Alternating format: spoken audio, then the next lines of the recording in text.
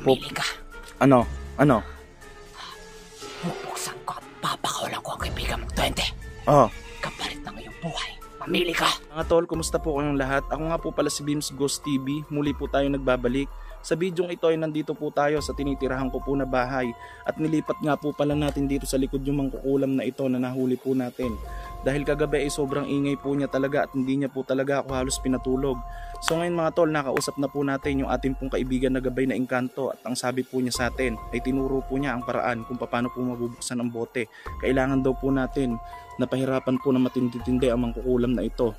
Ayan po siya mga tol, nakatali po siya. At sabi po ng ating gabay na Engkanto ay kailangan daw po ay pasukahin daw po natin siya. Ito po mga tol yung mangkukulam at ito po yung ginamit natin kanina mga kandila sa ritual at umpisa ng pagpapahirap po kanina dito. At ngayon po ay kaya ko po gustong makita nyo yung ginagawa po natin para po makita nyo mismo yung pagkawala po o pagbukas ng boteng ito. Magtiis ka dyan dahil kanina napakaingay mo. Ngayon ay umpisahan ko ulit ang mga orasyon na magpapahirap sa iyo. Sigmehim, Exehim, Budalquit, Sorkudum. Puh! Pakawalan mo ang kaibigan ko makukulam. Sino ka? Napupusis siya mga tol. Sino ka? Ikaw ba yung kaibigan ng mangkukulam na ito na duwending itim? Pakawalan mo ang kaibigan. Ang gusto ko lang sabihin ay hayop ka. Bakit kinulong nyo ng kaibigan mo mangkukulam sa bote ang duwending puti na kaibigan ko? Gusto namin makuha kayamanan. Bakit? Walang-wala na ba? Walang-wala na? Hayop ka. Bakit iniinteres nyo ang kayamanan? Sige, saktan mo ako. Bakit di mo naman ako masaktan? Ha? Hayop ka, papatayin kita. Kung kaya mo. Hayop ka talaga. Buksan mo na yung bote. Bubuksan ko yung bote. Sige. Pumili ka. Ano? Bubuksan ko at papakawalan ko ang kaibigan mong 20. Oh. Kapalit ng iyong buhay. Mamili ka. Mamimili ako. Bubuksan mo ang boteng ito pero hindi ipapalit ang aking buhay. Ikaw naman papamiliin ko. Aalis ka sa katawan ng mangkukulam na ito o susunugin kita ngayon? Rosanti Patrick Benedicti. Kusin ubito nostro presensya mo niya mur. Kursakrasit mihilux. Non dracosit mihidux. Bade retro satana. Namguam swades mihibana. Sunt malakwelibas. Epse benina. Bebas. Hindi ka aalis dyan. Alis.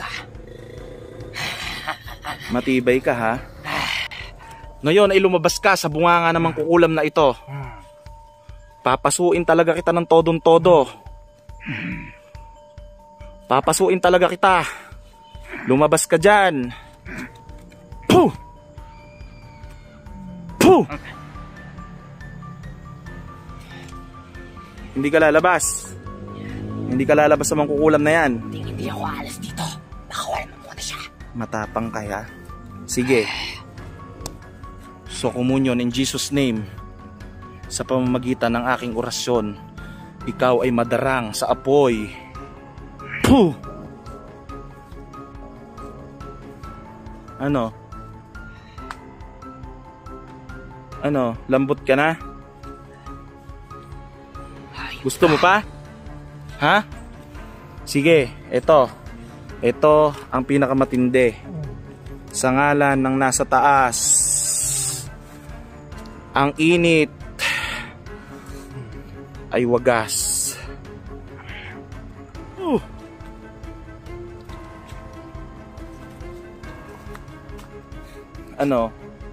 Kala ko ba matapang ka? Bumalik ka na lang sa punso mo.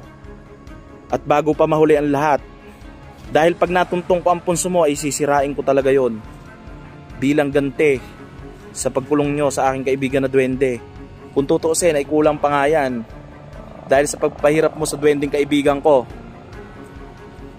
Ngayon ay orasyonan natin ito mga tol ng pampasikip ng dibdib.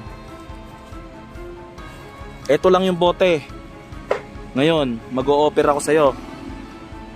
Pagka hindi mo pa to binuksan, ay isusunod ko na ang orasyong pamatay.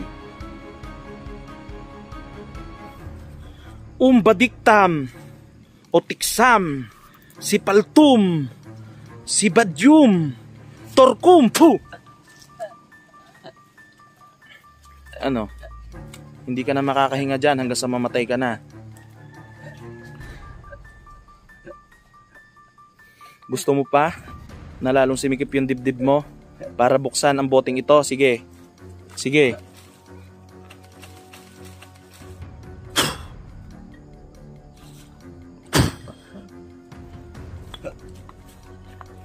Ano?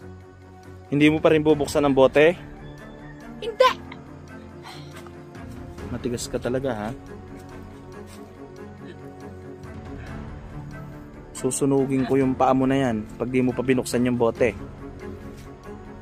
At uorasyonan na kita ng pamatay kung ayaw mo pa talagang buksan yung boteng ito. Gusto mo talaga napapaso eh, no?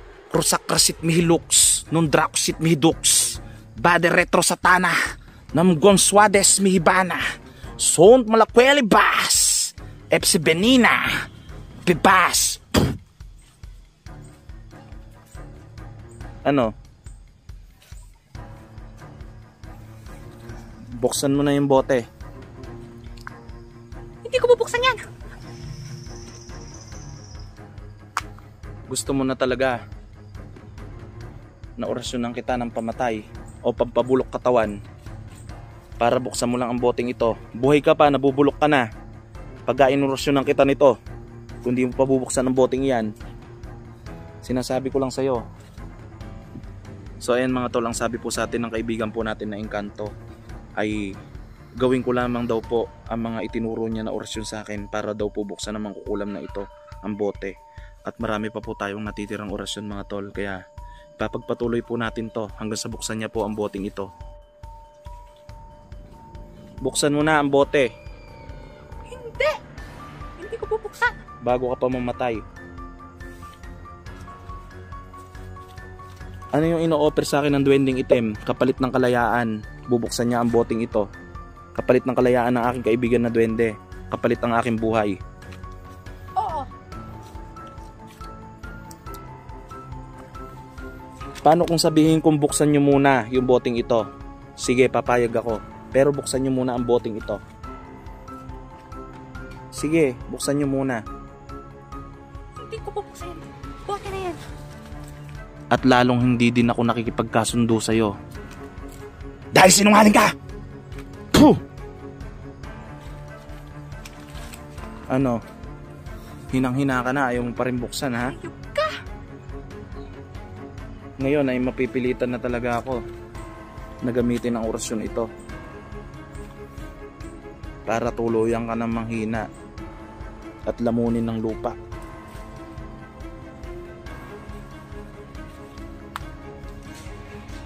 Hindi ako bibitaw hanggat hindi nabubuksan ang boteng ito. Kung saan ay nandun ang aking kaibigan na duwende, tandaan mo yan.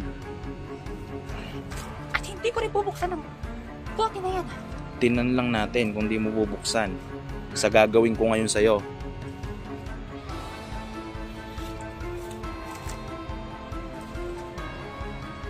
Ngayon ay oras na para mamatay ka.